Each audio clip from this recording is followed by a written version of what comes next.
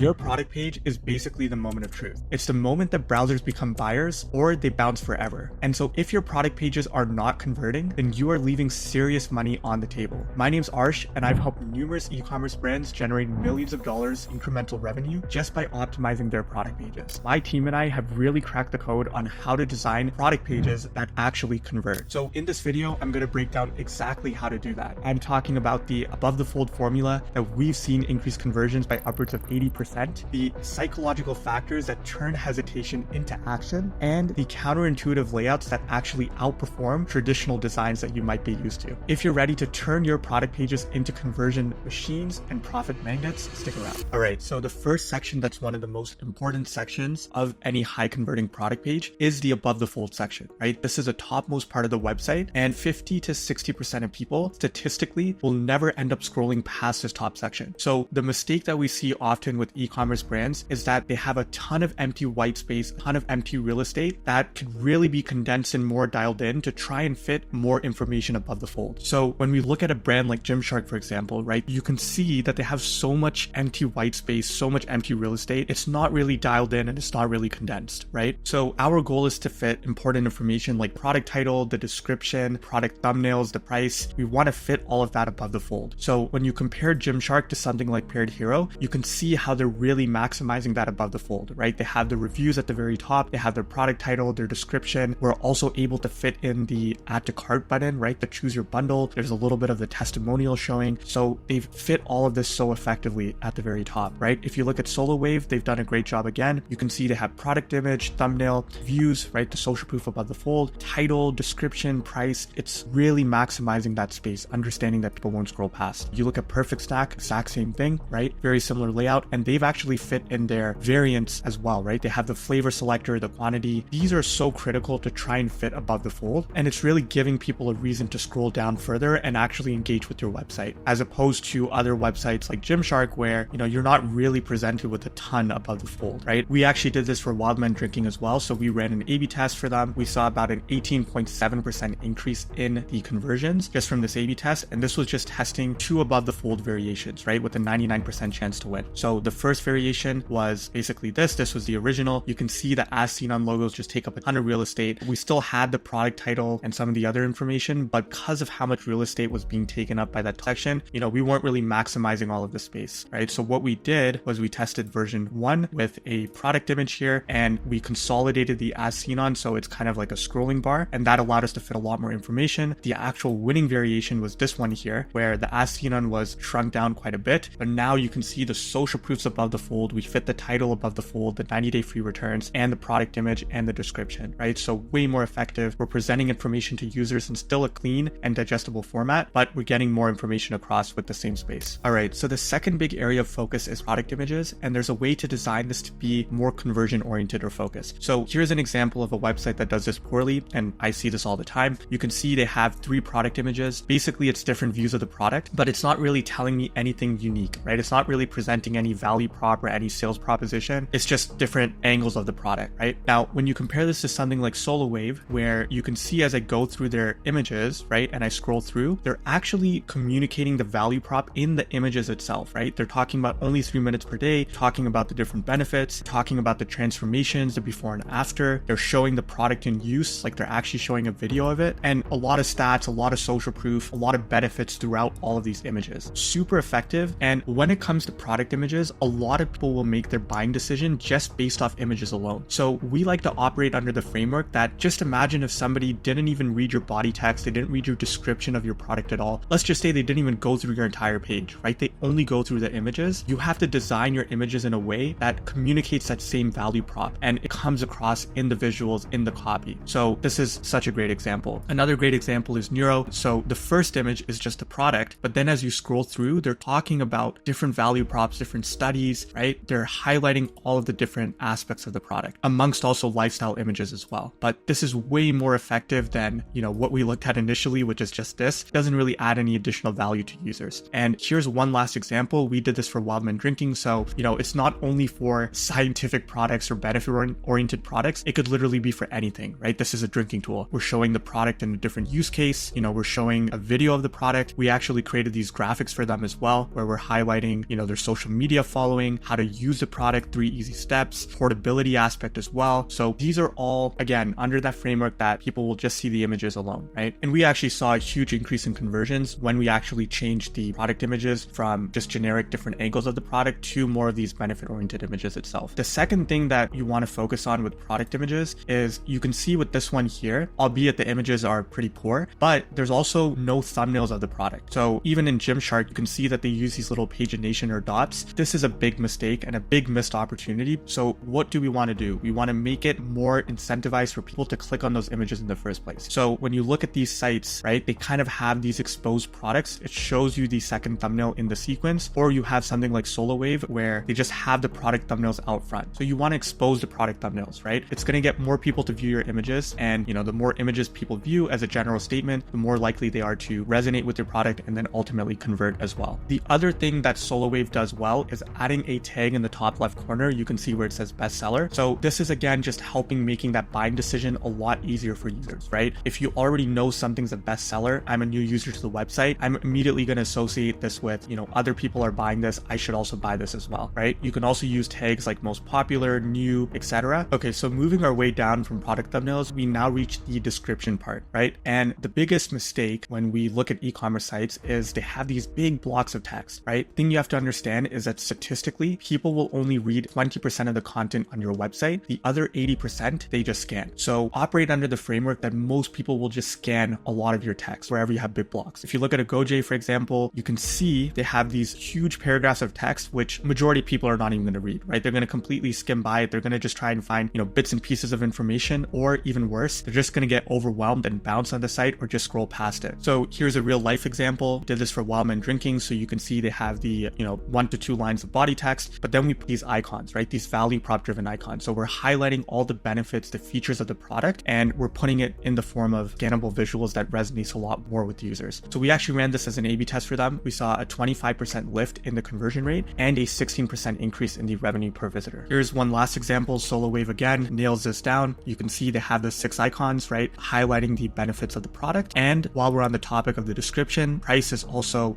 very effectively highlighted here, but more specifically the savings amount, right? They're putting that savings in a little banner, the kit savings $9. So they're basically, preventing the user from having to do a lot of math and increasing that cognitive load by just presenting it up front. So the next big area of focus is the buy box area, right? This is ultimately where users are going to convert. And this is going to look different for every brand and will really depend on your product as well. But let's just assume that you have some sort of variance, right? You have maybe it's bundle options to select from, you have a size selector, color options if you're an apparel company, right? You have some sort of flow in that experience. Now, the most important thing is to make that experience very seamless and very simple from top to bottom. A lot of companies will try and squeeze in information to just save space, and it ends up just looking really crowded and really overwhelming. So the trick is to basically separate all of those items into its own separate line, right? If you look at iRestore Laser, they basically do this perfectly. So they have free 4-step hair regrowth kit, right? This is the first, selection option. Then I have choose your hair growth kit. I have choose device warranty, and then I have complete your hair growth kit, right? So everything is basically given its own separate line, and it just makes that whole process from top to bottom just feel a lot more seamless, right? It's communication design. If you look at Yeti, they do the exact same thing. So they have a separate line item for colors, size, selection, and then add the essentials, right? So just a smooth flow from top to bottom. Now, the one thing that iRestore Laser does really well in comparison to Yeti is they guide the user through the process. Look at the verbiage that they're using here, right? Choose your hair growth kit, choose device warranty, complete your hair growth kit. So they're not just listing out items like here's your size, your color, etc. They're actually using the word choose. So when I'm reading this as a user, subconsciously, it just makes me feel like I'm actually going through a process, and I'm more likely to complete that entire action and flow as well. A lot of people focus only on conversions on their website, and they don't pay enough attention to average order value, right? This is often the thing that's actually going to move the needle and generate revenue for your brand. So if you just have a single product and you're not using bundles, highly recommend doing so, whether that's multiple units of the same product, whether that's combining your other products you have on your website and basically packaging it into a bundle. And part that comes hand in hand with that is communicating that effectively, right? That's basically twofold. So we'll use Javi Coffee as an example. They have all of the different variant options here between 4 bottles down to 1 bottle, and they're showing the different price for each of them. Now, the big missed opportunity is number one, there's no product thumbnails here for the different options. So I can't really visualize what the difference is at a quick glance between these different options. It seems really trivial, but cold traffic, super competitive, people are spending very little time on on your website, you just want to make it super easy for them to make a decision. So that's number one. There's no product thumbnails. The second big issue is that they don't actually communicate the savings for the different options. So if I go for the 3 bottles, I know it's $16 each. If I go 2 bottles, it's $16.77. I can see that number decreasing, but I actually want to know what the savings amount is. And it's not really clear from the get-go, right? Versus when you compare that to iRestore Laser, you can see that throughout every single option, they're communicating the savings amount in the first place on the same section. So choose your hair growth kit. If I choose this option, I can save $280 on the bundle. That's clearly communicated there. Same with the warranty, save $400 limited time deal. They also use this tag here where it says recommended and for faster results. And that just subconsciously makes me think like, I want to select these options, right? If this is recommended, I'm going to select this one. So that's the other effective thing that they do. They communicate the savings up front. If you look at Obvi, they do the exact same thing. If I select 30-day supply, there's no savings. 60-day supply, you can see they've communicated the deduction in price, but they've also communicated the savings amount, right? They're doing the math for the end user. We actually did this for one of our clients, Wildman Drinking. And this is something honestly that I think, a lot of agencies don't do for their clients is testing pricing, testing bundles. You'd actually be surprised, but you could do so many tests for this. Like we've run so many tests on their bundles and their pricing and really got a lot of wins. So one of the wins we got was, this was version A. So you had 1 pack, 3 pack, 5 pack. The 3 pack you save 10, 5 pack you save 20, 1 pack you save nothing. In version B, the 1 pack, we actually added a savings of $5. For the 3 pack you save 25, and for the 5 pack you save 45. So we've kind of increased those increments in what you save, but we've also added savings to the 1 pack itself, right? And the price is actually still the same, but we're just communicating it differently to show that you're actually saving something on the 1 pack. So this simple test, we saw an 11.74% increase in conversions, which is pretty huge considering that it's such a simple,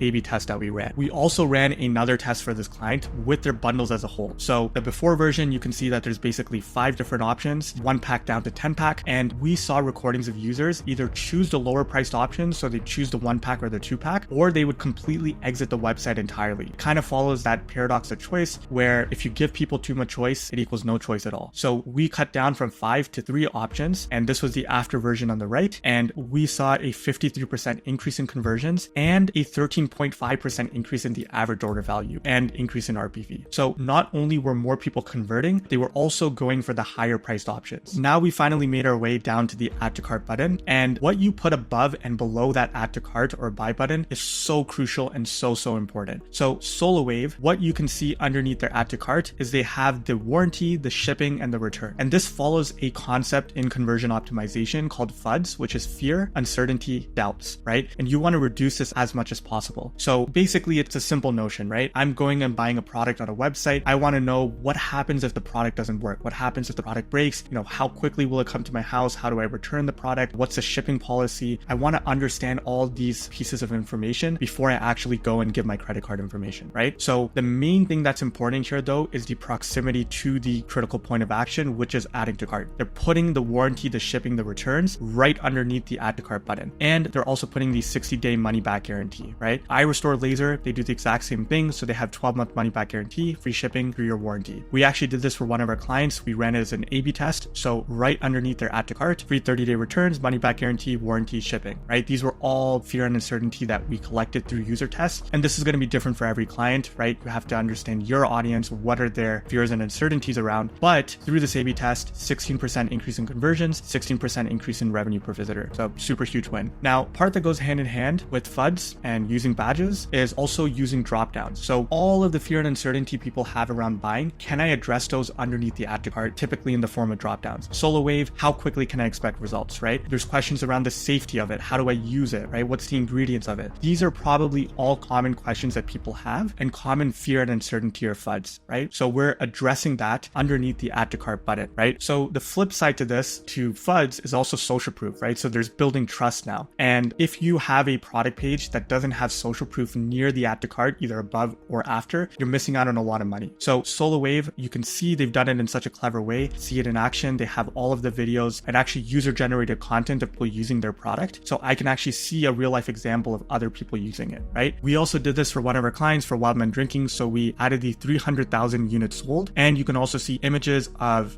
people using the product. This is all UGC, happy people smiling using the product. So it also makes me feel a sense of resonance towards the brand. And we also added this video selector here where people can watch videos again of people using the product. Most people would think that this would actually not convert because it's all above the product, right? It's all above the actual product image and the add to cart button. But we actually A/B tested this, and this was based on the hypothesis, with this particular product, we wanted to build a lot of trust with users prior to purchasing, right? That would get them over the edge. Like literally this one hypothesis alone and just adding these forms of social proof, we saw over 80% increase in conversions, cumulative across all of the A/B tests we ran. Just this video test alone that you see here, this video carousel, we saw 30% lift in conversions, right? 30% plus. Super simple thing to test, either above or below your add to cart. Okay, and so now we finally reached that point where we're done with the product. All of the stuff above the fold, the product image, the description, add to cart, we're past that point. Question is, what do you do after that point? This is really the missing piece for a lot of product pages. When we audit websites, we often see they have all that basic information at the top around the product, and then brands will just put like the reviews or like one section or other related products, and they'll just leave it there. And this is a huge missed opportunity. Understand that number one, it can take multiple touch points for a user to convert, right? So I may not convert on the first journey. I might convert on the third visit, the fourth visit, the fifth visit, whatever it may be, right? You have to treat that user as if they know nothing about your brand, particularly with cold traffic. So I want to see as a user more social proof, more benefits, more value prop driven sections. I want to see all of that outside of the product information at the top. Basically, if I don't convert up here, I can still convert a user further down on the page. And so SoloWave understands that principle very well, right? They have real customers, real results. So they're showing more social proof with statistics of their product, the usage of it. They're highlighting the use case of it, how to use it, the simplicity of it, right? More benefit driven sections, more value props, and more so further down the page, right? And I can basically capitalize on people's interest by having the sticky add to cart. So as I'm going down this section as a user, something might resonate with me and then prompt me to add to cart. We did this exact same thing for Wildman Drinking. Underneath their add to cart button, right? You have all of these drop downs. That's where we stopped for, but we're not just stopping there, right? We actually tested this as a landing page test. So their before version was just a simplified page, which is, like I said, what we see with most brands, just product information at the top and then reviews, right? But we wanted to expand that landing page. And so we did user testing, we did hotjar analysis, and we looked at where are people dropping off, what do they care about, how do we re-inject that into the page experience. So here you can see, be part of the viral sensation. We're highlighting the,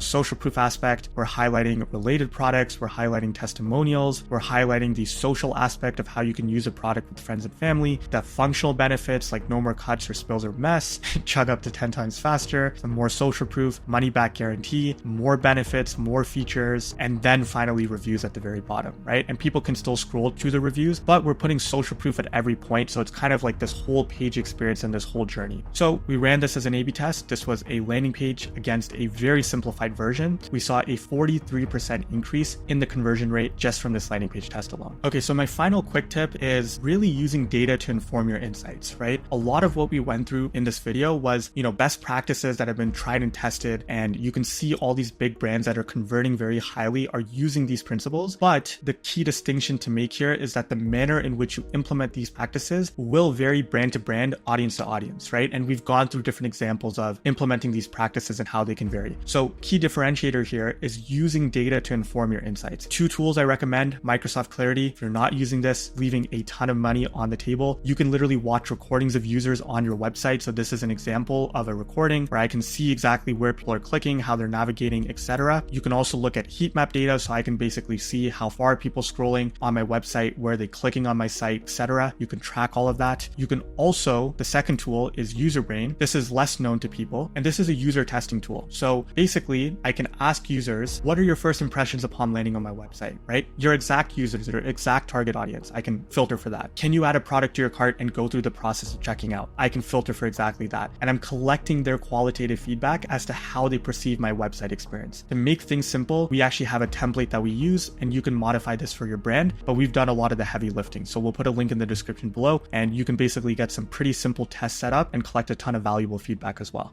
And there you have it. That's the blueprint for how to design e-commerce product pages that actually convert. And if you want us to do all of this for you, that's exactly what we do at ThrillX. We specialize in taking underperforming product pages and turning them into conversion powerhouses. And the best part is that we guarantee results. So if you're serious about maximizing your e-commerce revenue and your conversions, and you want to work with us directly to optimize your product pages, here's what I want you to do. Click the link in the description below and book a free CRO audit with our team. On this call, we'll analyze your product pages, we'll identify conversion opportunities, and then we'll show you exactly how you can achieve similar results like the ones shared in this video. So if you're interested, click the link below below, book that audit, and I'll speak with you soon. Thanks for watching, and I'll see you in the next video.